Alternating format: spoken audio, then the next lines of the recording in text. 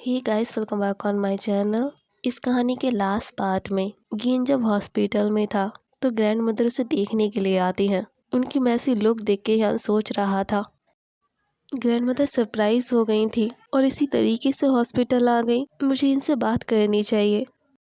जब यहाँ उनके पास जाता है तो कहता है मेरी फैमिली भी आई हुई है, आप उनसे मिलना चाहेंगी? तो ग्रैंड मदर की लुक्स देख के कहता है मुझे पता है आपने मेरी फैमिली बैकग्राउंड तो पहले ही चेक कर लिया होगा। ये सुनते ही ग्रैंड मदर दूसरी साइड देखने लगती हैं और रिहान को गिन के बारे में बताने लगती हैं।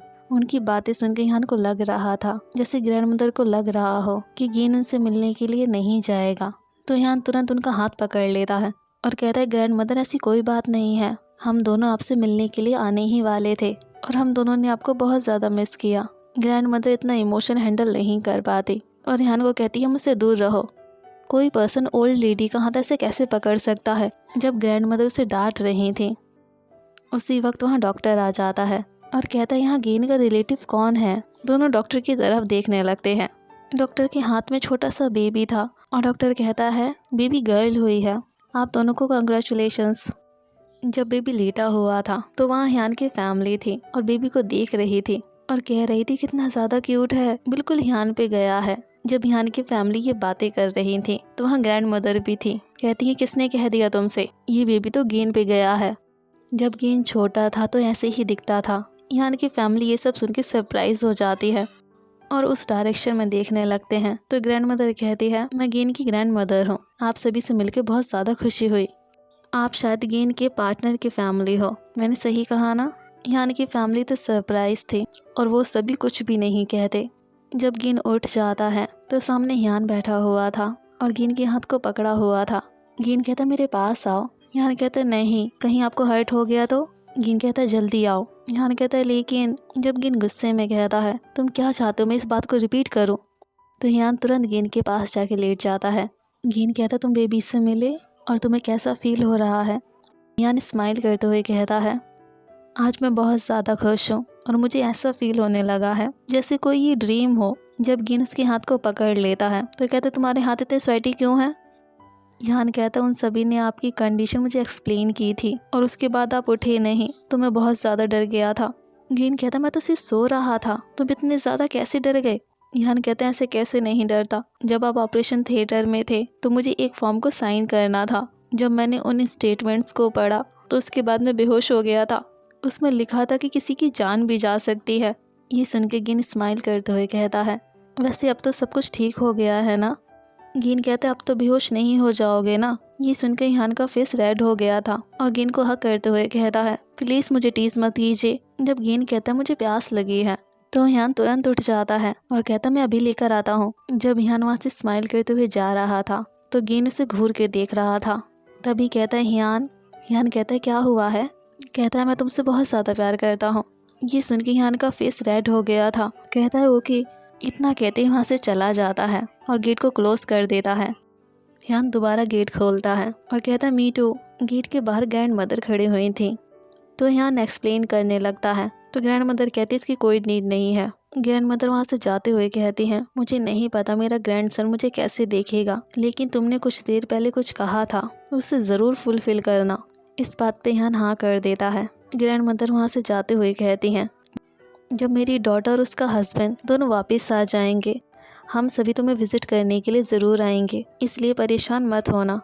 जब हियान गेन के पास था उस वक्त गेन के हाथ में उसका बेबी था तो गेन बेबी की आईब्रोज को टच करते हुए कहता है ये तो बिल्कुल तुम पे गई है हियान। ये सुन के हियान एक्साइटेड हो गया था और कहता मेरी मॉम भी कह रही थी कि जब मैं छोटा था तो ऐसे ही दिखता था, वैसे ये बहुत ज़्यादा क्यूट है, बिल्कुल मेरी तरह।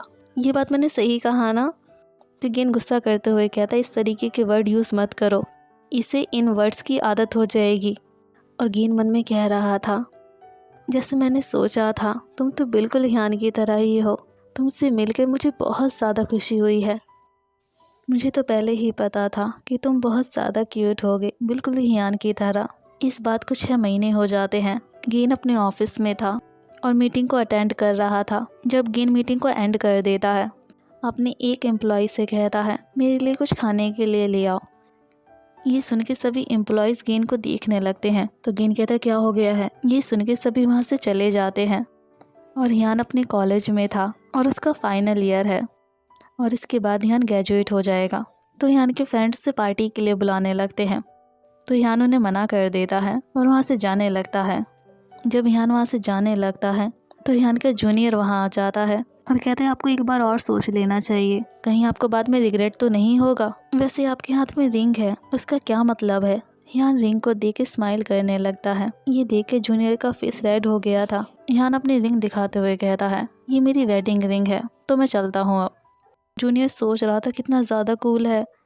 जब हियान घर पहुँच जाता है तो हियान की डॉटर जिसका नाम दियान था वो नैनी की गोद में थी।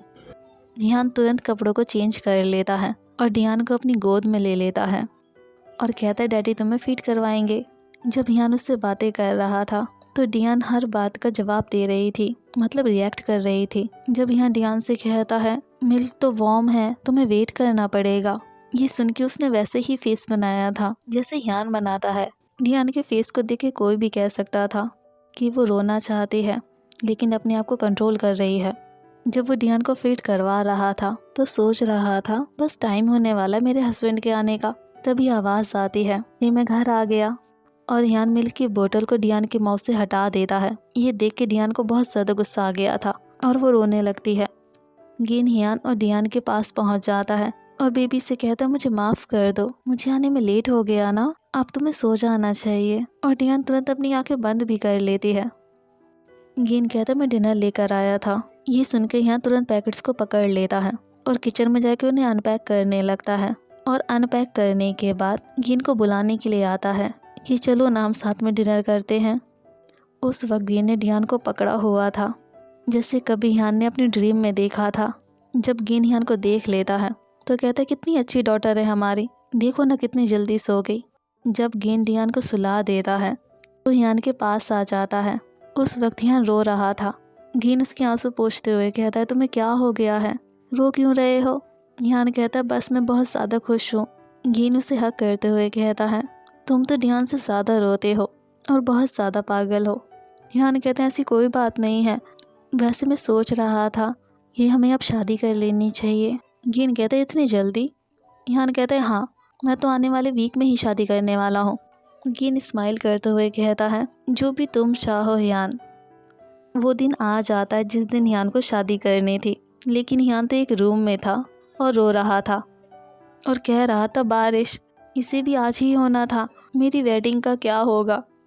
उस वक्त गिन बात लेकर आया था और हियान को देख के कहता तुम अभी भी रो रहे हो, कोई बात नहीं हम अगले साल शादी कर लेंगे। हियान रोते हुए कहता है नहीं, मुझे तो आपसे अभी शादी करनी थी और हम दोनों डियान को भी तो छोड़कर आए हैं ना अकेले। गिन बैठ जाता है और कहता है चलो मुझे बताओ तुम्हारे प्लान्स क्या थे। हियान कहता है ओके, पहले हम दोनों बीच पे जाएंगे और उसके बाद मैं आपको प्रपोज करूँगा और आप शर्माते हुए मुझसे फ्लावर ले लेंगे और मुझे हाँ कर देंगे। और हियान ग्लूमी फेस बनाते हुए कहता है मेरा प्लान तो ख़राब हो गया। ये सुन के गिन कहता है मुझे तो नहीं लगता ये प्लान वर्कआउट करने वाला है, बाहर तो बहुत ज़्यादा बारिश हो रही है।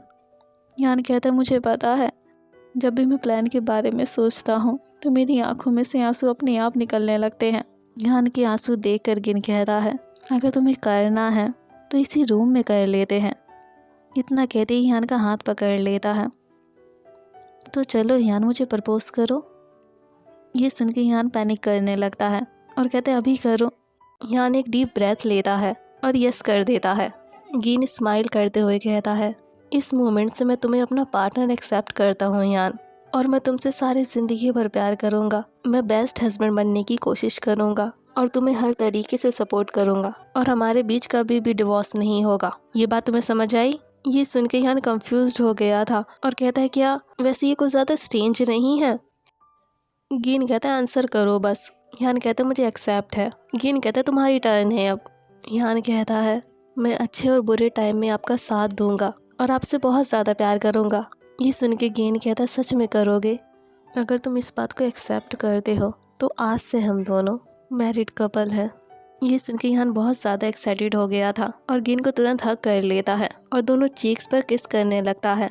उस वक्त गिन को डॉग की याद आ रही थी, जैसे उसने गिन के चीक्स को लिक किया था। और हियान कहता है तो चलो ना हम करते हैं। गिन उसकी माउथ को ब्लॉक कर देता है और कहता है तुम तो बिल्कुल डॉग की तरह हो। ये सुन के यान हंसने लगता है और कहता है ये डॉग आपसे बहुत ज़्यादा प्यार करता है, तो क्या मैं करूँ। जब दोनों सो जाते हैं और यान को ड्रीम आता है जिसमें उसे वो पीच मिलता है जो उसे पहले वाले ड्रीम में मिला था। जब यान उस पीच को उठा लेता है तो उसमें से ब्लैक टाइगर निकलता है। इतने में यान की नींद टूट जाती है और यान गिन को उठाने लगता है। गिन कहता है सो जाओ ना। यान गिन को बैक हक कर लेता है और कहता है तुम्हें पता है मैंने तो हमारे सेकंड चाइल्ड का नाम भी सोच लिया है। ये सुनकर गिन का फेस रेड हो गया था और गिन यान से दूर हो जाता है और कहता है तुम कैसी बकवास कर रहे हो, ये पागलपन बंद भी करो यान और जल्दी से सो जाओ। ये सुन के यान को बहुत ज़्यादा गुस्सा आ गया था और यान मुंह बनाते हुए कहता है आप तो बहुत ज़्यादा मीन हो। गिन कहता है वो तो ब्लैक टाइगर ही तो था। ये सुन के यान स्टंट रह जाता है और गिन कहता है वो एक बीच में से बाहर निकला था। वेल मुझे इसके बारे में नहीं पता। और यान सोच रहा था ये कोई भी रोमांटिक लाइन नहीं है, लेकिन सब कुछ बहुत ज़्यादा रोमांटिक है। इतना सोचते ही गिन को हक कर लेता है। एक बात आपको पता है हम दोनों एक दूसरे के लिए बिल्कुल परफेक्ट हैं। और मन में कहता है एक बात आपको नहीं पता, जब से मैंने आपसे प्यार करना शुरू किया है मेरी लाइफ और भी ज़्यादा रोमांटिक हो गई है। इसी के साथ अनरोमांटिक लव स्टोरी के एक्स्ट्रा पार्ट भी ख़त्म हो जाते हैं। आप सभी को स्टोरी कैसी लगी प्लीज़ कमेंट ज़रूर करना। Okay bye.